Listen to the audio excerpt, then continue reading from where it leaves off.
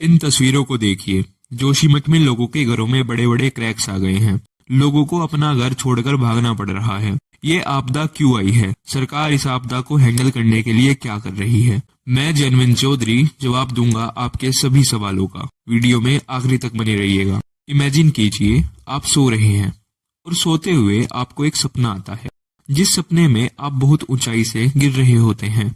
इस सपने के दौरान आपकी हार्ट बीट बढ़ जाती है और अचानक आपकी आंख खुल जाती है। फिर आप देखते हैं ये तो बस एक सपना था और आप फिर राहत की सांस लेते हैं और चैन से सो जाते हैं।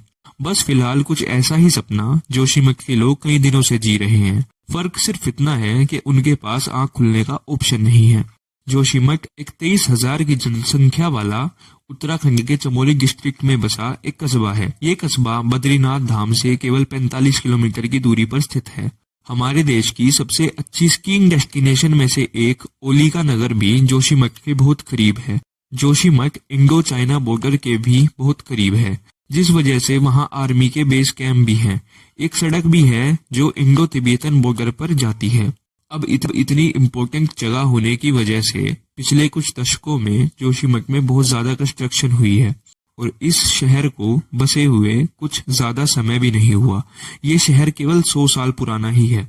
बताया जाता है कि बहुत साल पहले पास की एक पहाड़ी पर अर्थक्वेक आया था, जिससे लैंडस्लाइड हुई और काफी सारे पत्थर आकर गिर गए और समय के साथ वो सभी पत्थर स्टेबल हो गए और उन पत्थरों के ऊपर ये जोशीमठ नामक शहर बसाया गया। पर इस शहर की जमीन कंस्ट्रक्शन के लिए बिल्कुल भी अच्छी नहीं है, ना ही डैम्स के लिए और ना ही हाईवेज के लिए। टाइम्स ऑफ इंडिया के एक आर्टिकल के according Joshimath highest risk of earthquake के जोन में आता है। ड्रिलिंग और अर्थक्वेक की वजह से पहाड़ की स्ट्रेंथ बहुत कम हो गई है और ये घरों में क्रैक्स आज से नहीं बल्कि पिछले 2-3 सालों से देखे जा रहे हैं। सितंबर 2022 में Uttarakhand state disaster management and authority USDMA ने एक रिपोर्ट जारी की थी, जिसमें ये क्लियरली लिखा था कि ये सब कुछ जो हो रहा है वो शहर में इल प्लान्ड कंस्ट्रक्शन की वजह से हो रहा है। अब तो जोशीमठ में हर चौथा घर इस प्रॉब्लम को फेस कर रहा है। हजारों लोग बेघर हो गए हैं। 80 से ज्यादा फैमिलीज को शिफ्ट कर दिया जा चुका है।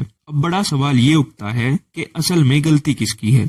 अगर टीवी चैनल्स की माने तो उनके हिसाब से जोशीमठ के लोकल लोगों की गलती है। टीवी चैनल्स कह रहे हैं ऐसी जगह पर घर बनाओगे तो यही तो होगा। वहीं जो लोकल लोग हैं वो सरकार को जिम्मेदार ठहरा रहे हैं। जो सरकार है वो बिल्डर्स और डेवलपर्स को जिम्मेदार ठहरा रही है और जो बिल्डर्स और डेवलपर्स हैं वो अनस्टेबल पहाड़ों को जिम्मेदार ठहरा रहे हैं। असल में देखा जाए तो वहाँ के लोकल लोगों की इस डिजास्टर में सबसे कम गलती है, क्योंकि अगर ऐसी जगह पर कंस्ट्रक्शन होगी, बिल्डिंग्स बनाई जाएंगी, तो इन कंस्ट्रक्शन को रोकने का काम तो सिर्फ सरकार का ही है। हाँ, इस बात में कोई दो राय नहीं है कि नेचुरल डिजास्टर पर किसी का कंट्रोल नहीं होता, पर हम इस फैक्ट को भी नहीं झुकला सकते कि ये जो डिजास्टर हुआ है ये ह्यूमन डेवलपमेंट्स की वजह से ही हुआ है।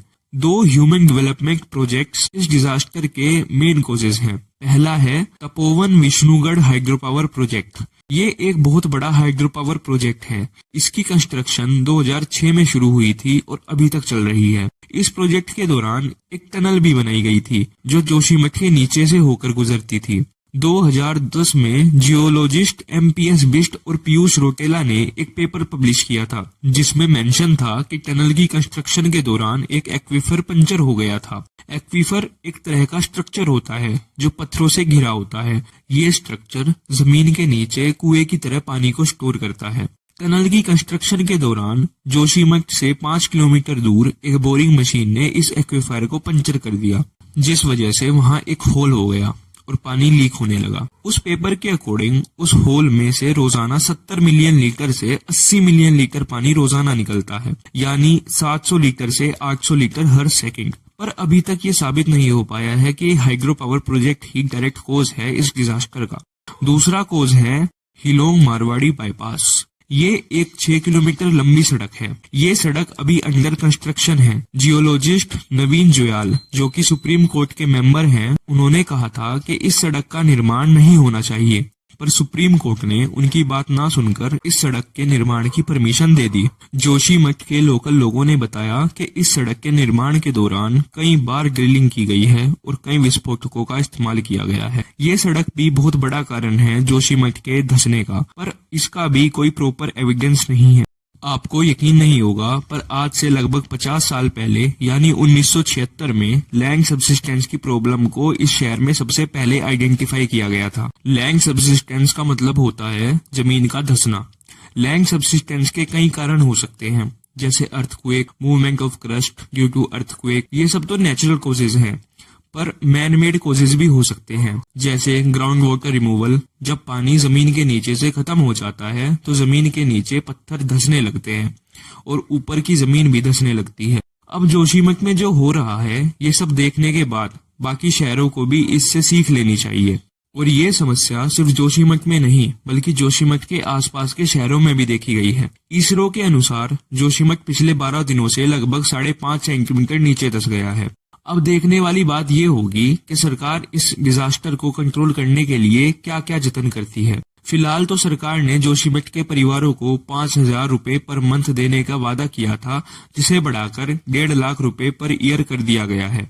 पर वहां के लोकल लोग 5 लाख रुपए पर ईयर की डिमांड कर रहे हैं, और जो कि देखा जाए सही भी है, क्योंकि उनकी तो करोड़ों की संपत्ति बर्बाद हो गई है। तो चलिए देखते हैं अब आगे क्या होगा।